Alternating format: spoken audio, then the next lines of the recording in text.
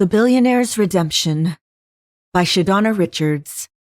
Narrated by L.W. Salinas. Chapter 1. The trouble with you, son, is that you hide yourself in your work, Jonah Belmont said to his youngest heir, Leonardo, as he held his cane. The two men stood on the terrace at the Belmont Palace, overlooking a breathtaking waterfront in the scenic town named after Jonah's grandfather. The water was so magnificently blue and clear as the waves glistened under the spring sun. Leo's nose captured the scent of the lake while his skin felt the soft blowing breeze. Hide myself in my work? Leo parroted in disbelief. The sound of the roaring waves from the water almost drowned him out. The spring breeze blew his short dark hair into his face. Yes, I know you feel the pressure, seeing how all your brothers are now happily married, Leo. I know it must be very hard for you. But you need to keep your eyes open, son. It can happen. I'm waiting for you. Dad, you can't be serious. I am serious, son. You're a Belmont, Leo. It's in our bloodline. We Belmonts are fighters. We never back down and we never give up. I really need to see you settle down. Leo sighed heavily. I know, Jonah continued. You're not like your brothers. You are the tech genius in the family. You can invent and design apps and software and all that stuff. You like to deal with gadgets more than people. The only time I see you around a group of people would be at the gym, or one of those lonely sports like swimming. Leo rolled his eyes and grinned. I'm on the Belmont rowing team too, remember? We're raising funds for a cure for cancer. Very well, fine, but look at you. You're a good-looking, fit young man who has a heart of gold. I don't want you to get left out of the Belmont family blessing, Jonah continued. I've given you and your brothers this bucket list challenge to settle down before it's too late and to allow me the peace to see my boys married and blessed. I know bucket list challenges are supposed to be for things I want to do, but I want what's best for my sons, who are all workaholics, to make sure that love comes first in their lives. Besides, you know the doc gave me 6 months to a year to live, right? I know, Leo said, his voice breaking as he swallowed hard. I tried the marriage thing already, remember? He said softly. The pain of losing Cassie the way he did was too great for him to bear. I know, son. I'm very sorry about the circumstances surrounding Cassie's passing. You hardly knew her. I understand she was someone in one of your elective courses at college when you did your business degree. She needed my help with one of her projects.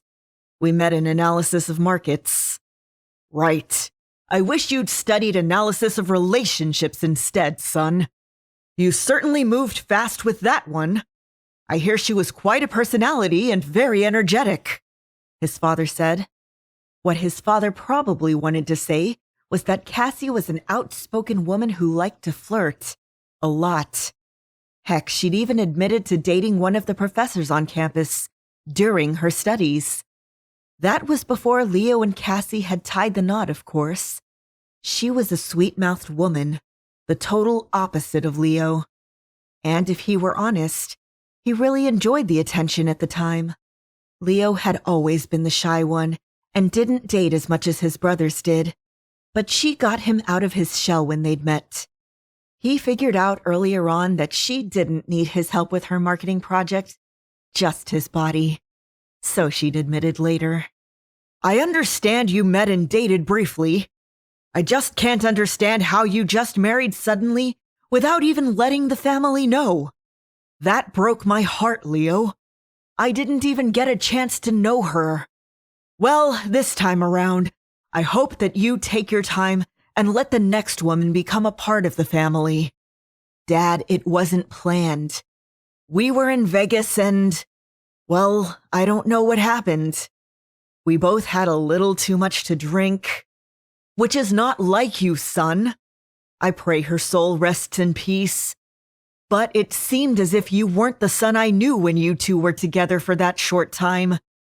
You were like a Bonnie and Clyde or something, tearing up the place, young college grads going wild. Leo ran his fingers through his hair as the breeze tousled the strands. I know. Well, sometimes people do crazy things when they're young and free. We had a bit too much to drink and woke up married. I'm not perfect. Looking back now, I wish we'd done things differently and gotten a chance to know each other better first. I was going to annul it, but then she said it was a perfect way for us to get to know each other better. But then, I know, his father said solemnly. You felt sorry for her, didn't you? I heard about her story. I know she told you about her background. She had a rough childhood growing up after her parents died. Going from foster home to foster home. That couldn't have been easy for her. I think you felt sorry for her more than anything else, and you wanted to heal her somehow. Leo stood wordlessly for a moment. That was the truth, wasn't it? His father summed it up pretty well. His old man knew his boys very well. Too well sometimes. And then you brought her back here to Belmont, and while on your yacht, she drowned, Jonah continued. Just weeks after you two eloped. My God, that almost killed me when the police started to investigate you. And that insurance policy. Why on earth would you take out a policy on her? It was crazy. I had to name her as my beneficiary on my policy, so we figured she should have one too. Actually, it was her idea. Fine, it was her idea. But my God, son, that made you look very suspicious. Thank heavens everything was cleared up. You can't be too careful, you know. Yeah, tell me about it. Now you're not off the hook that fast, boy. I still think you should give true love a chance. You're a kind-hearted young man. You have so much love to offer. I honestly didn't think Cassie was your type, and I say that respectfully. She was a nice girl, but not the usual type you go for, and she certainly had you doing things that weren't in your character. Leo frowned. It's as if you have this guilt hanging over you, Jonah said. I do, Dad. It's all my fault. The feeling of regret twisted around Leo's heart. No, it's not your fault, Leo. It was an accident. Yes, but I don't remember what happened on the yacht that night. That was 7 years ago, Leo. Leo swallowed hard. A suffocating sensation tightened his throat. And she'll be declared officially dead, son. Jonah finished Leo's sentence. It's all right, son. I know it's hard for you to bear. But Cassie will officially be declared dead since they never found her body. Leo looked out at the lustrous Belmont Lake in all its blueness and beauty. Yet the lake held so much mystery. Cassie's remains were somewhere out there, and he'd never forgive himself for it. He should have been able to save her. Just what the hell happened that night? He didn't deserve to move on, and he couldn't commit himself to another woman again. He wanted more than anything to please his dying father, but a part of Leo was dead to romance now. Even if the marriage had been a mistake in Vegas, he'd been willing to try and make it work with Cassie. Every day he'd walk on the beach, looking out at the lake, hoping and wishing he'd find her walking the shoreline, then running towards him, telling him that it was all a hoax and that she was alive and well. Sure, he was the quiet one out of all his brothers. Leo was the tech geek who loved gadgets and figuring out complex math equations. Between working out at the gym and taking care of his physique, he wasn't much of a party goer. He loved nature, and that set him apart from all the other guys in his circle. Sure, he dated a lot, but he wasn't the playboy some of his other brothers had been before they settled down. When he'd met Cassie at the university, they'd really hit it off, or so he'd thought. She seemed to know what words to say that struck a chord with him, but everything moved so fast. He hadn't felt any sparks or anything, but she really wanted to get him out of his workaholic shell. And later on, he'd learned that she'd always dreamed of marrying up, so to speak. She would hang out at places where rich guys roamed to try and land herself one. But that wasn't her fault, was it? She'd grown up lacking so much, and not having her real parents to support her. She had told him that she'd never felt as if she fit in anywhere, and wanted a family of her own one day. But then a shadow crossed his heart at the memory of her memorial service. At the memorial, he'd met several of her other male friends, all CEOs and heirs whom she dated around the same time he'd courted her before they got hitched. One night, she hadn't come home, and when he went looking for her, she was with one of them. The hurt was so great, and so was the humiliation. He'd decided not to reveal that to his brothers or his father.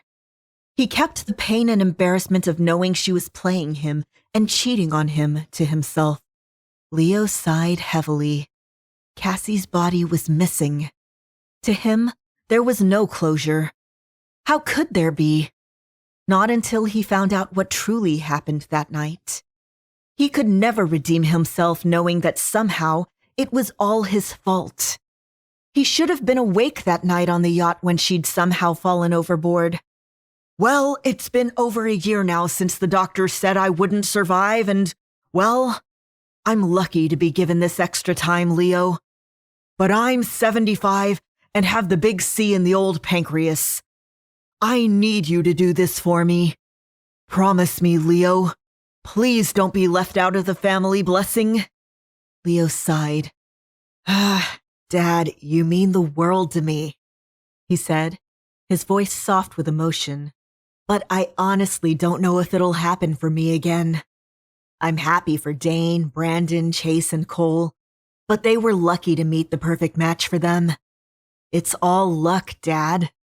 And just what do you think luck is, Leo? What? Luck.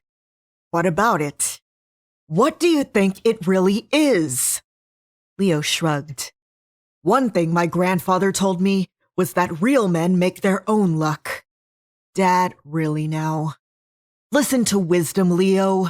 I've been around for 75 years and have the wisdom from my great-grandfathers. I've given this a lot of thought, but you know how I feel about finding the right woman for me. After Cassie, I'm sorry, son. I know it must have hurt you really bad. She was your first real girlfriend. I had hoped you two would be great together. I really did. Maybe if I tried to set you up with... Oh no, not that again. You remember Aunt Maya tried to play matchmaker and hooked me up with one of her friend's niece? I remember, son. Well, needless to say, I'll never go for that crazy matchmaking thing again. If I can't find a girl on my own, then I'd much rather be alone. Those things like blind dates and matchmaking don't do too well for me. And as for luck, I understand where you're coming from, but I think it'll take much more than that. Leo, luck is when hard work and preparation are met with opportunity. It's that simple. Just be prepared. Do all you can to make yourself available, receptive, appealing, and get out there. Don't just bury yourself in back-to-back business meetings and acquisitions. I've seen your schedule. You don't even socialize anymore outside of family and business engagements. When was the last time you've been to a club? Dad, you and I both know I'm not likely to meet the type of girl I like at a club. I'm a semi-recluse, remember? I like to walk on the beach alone in the mornings when no one else is around. I like to sit and read. A little boring, don't you think? I know I'm your father, but I must say I've produced fine-looking, healthy boys. There's nothing wrong with you. Look at you. Got the body of a football player, yet you distance yourself. I date casually. You know that. I know. I just want you to be serious about a long-term relationship. Dad, not everyone's meant to be in a couple. There are married couples that sleep apart or who end up divorced every day. I don't want to be with a woman for the sake of being with her if we have nothing else in common. But your brothers are all happy now, and they'll have a blessed life of marital bliss, Leo. Chase and Abby will be tying the knot very soon. I know. But my brothers were all lucky enough to find their soulmates, Dad. Look, Dane married Olivia, a nice social worker that shared his same interests. Cole is back with Hope. Brandon and Faith are practically inseparable. They're both enjoying working together in their PI business. Chase and Abby love stargazing at night and all sorts of weird sci-fi stuff. Have you tried an ad in the paper? Leo tilted his head back and laughed. Dad, people don't place ads in the paper anymore, and I don't think I'll be creating any online dating profiles anytime soon. Leo saw the hurt in his old man's eyes and his heart squeezed. He drew in a deep breath. I can't promise anything, Dad, but I'll try. How's that? That's all I ask for, son.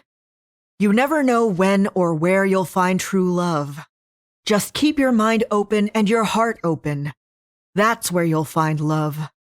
Excuse me, sir.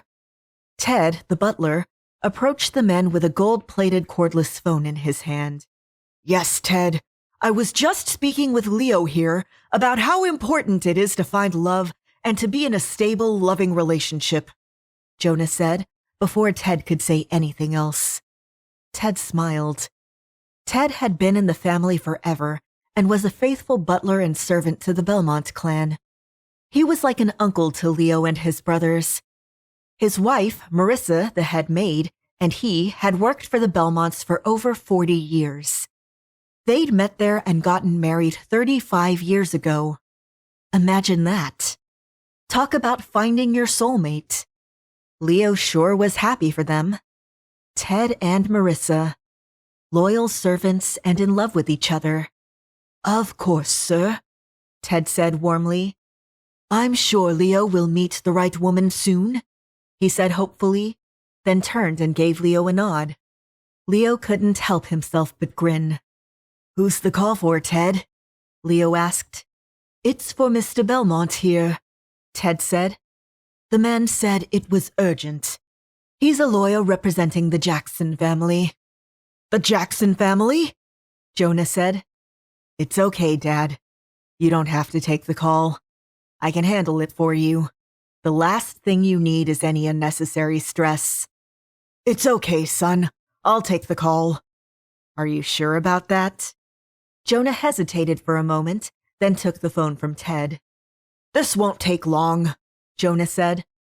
It was I who reached out to their attorney with an offer. Ted, just wait a moment and then you can take the phone back to the house. An offer? Leo said. I'll explain later, Leo.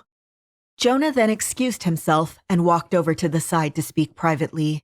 So I hear you'll be celebrating your anniversary soon, Leo said to Ted, changing the subject while they waited for Jonah to finish the phone call. Yes, sir. We are celebrating 35 years. I can't believe the time has flown. Leo smiled warmly. You two are great together. We all love you. You know that, right? Yes, sir. The man seemed sheepish. You and your brothers have been like the children we never had, Ted said. As you know, we could never have children of our own. But strangely enough, we don't feel like we missed out on anything since we have you boys. You've been a pleasure to work for over the years. Thanks, Ted. You guys pretty much helped raise us over the years between our nannies and stepmoms. What would we ever do without you? You've been an advisor, confidant, bodyguard, and everything else over the years to us. But you speak as if you'll no longer be working for us. No, sir, he chuckled. It's nothing like that, I can assure you. And thank you for your kind words. Your family has been more than kind to Marissa and me. We love being here. We get to take wonderful vacations together and spend time living in this brilliant palace. Our quarters are like the house we could never afford to live in if we had to. Your family has been more than generous. Well, it's nothing, Ted. You and Marissa have been more than generous with us. You put up with all of our nonsense over the years while we were growing up, Leo said playfully. There's no nonsense, sir. Ted smiled. You boys are the finest.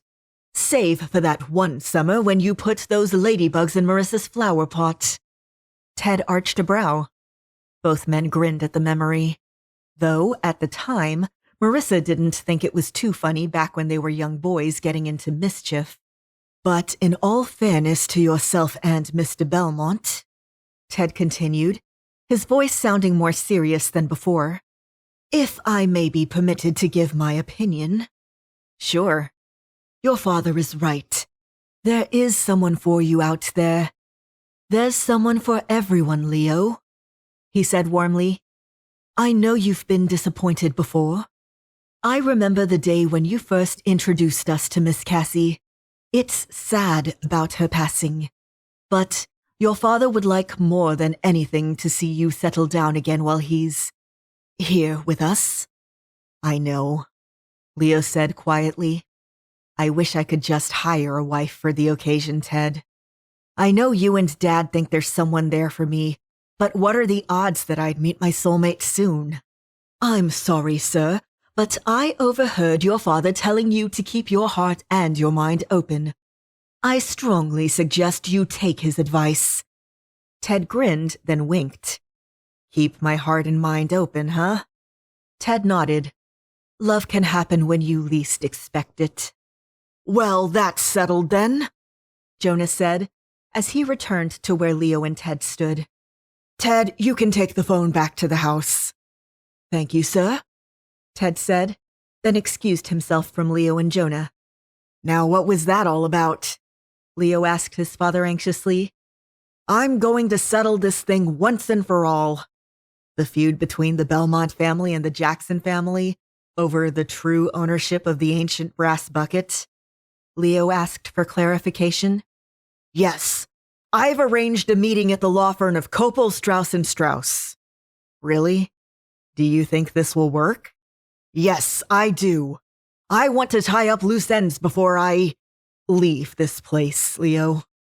I want to ensure my boys and the business will be fine in my absence. Leo swallowed hard, feeling the pain of the lump in his throat when his father said absence. He hated to think his old man wouldn't be around much longer. He was dreading the day when it would finally come to pass.